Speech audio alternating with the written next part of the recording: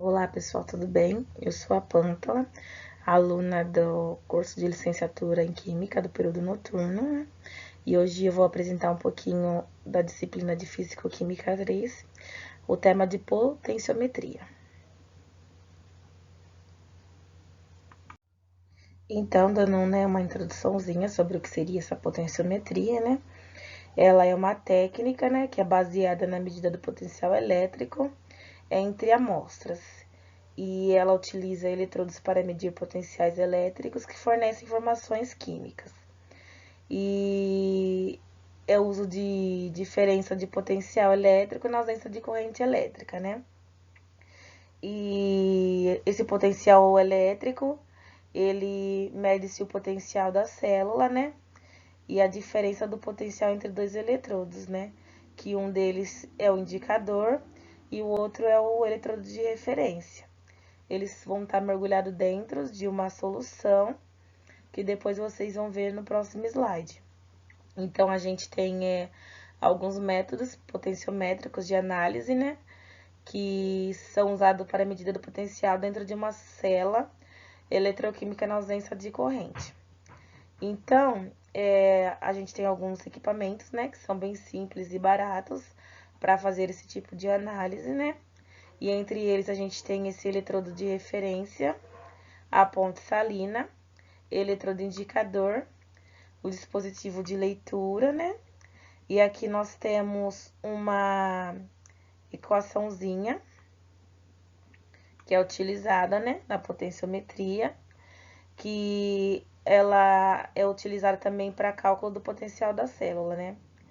Então, a gente tem esse vou mudar aqui a cor, tá bem clarinho, esse I de referência, que ele é o potencial do eletrodo de referência.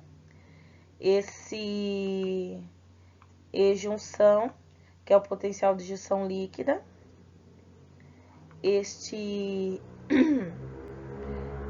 E de indicador aqui, que é o potencial do eletrodo indicador, que é calculado através da equação de inércia. E esse aqui, ela é a variação. Então, a gente tem um exemplo de ponte salina, né? Igual a gente viu no slide anterior.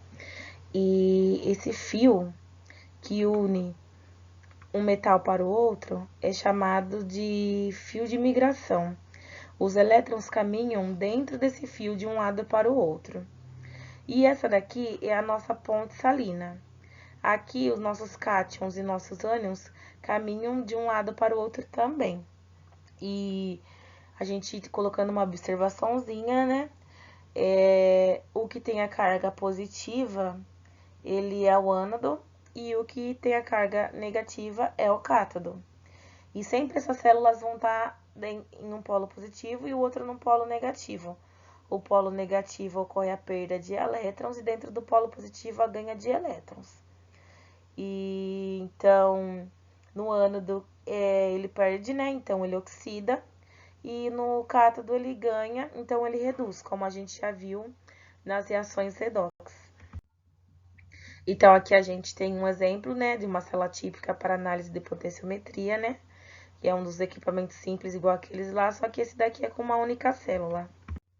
Então, para o cálculo da célula, a gente utiliza essa reação genérica e esse potencial de eletrodo é dado pela equação de inércia, né, que está aqui no ladinho.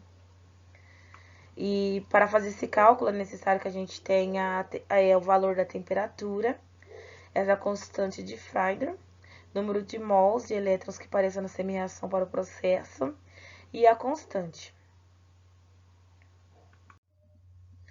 Então, pessoal, concluindo pelo tempo, né, a gente tem alguns eletrodos que não foram citados, né, e também a gente tem métodos de titulações. Então, concluindo, né, essa potenciometria ela é baseada pela força eletromotriz de uma célula galvânica, constituída por dois eletrodos de um eletrodo indicador e o outro de referência. E ela é utilizada para detectar o ponto final de titulações ou para determinações diretas de um constituinte de amostra. E através da medida do potencial de um eletrodo, a gente obtém um íon seletivo. Aqui tem as referências e é isso. Obrigada.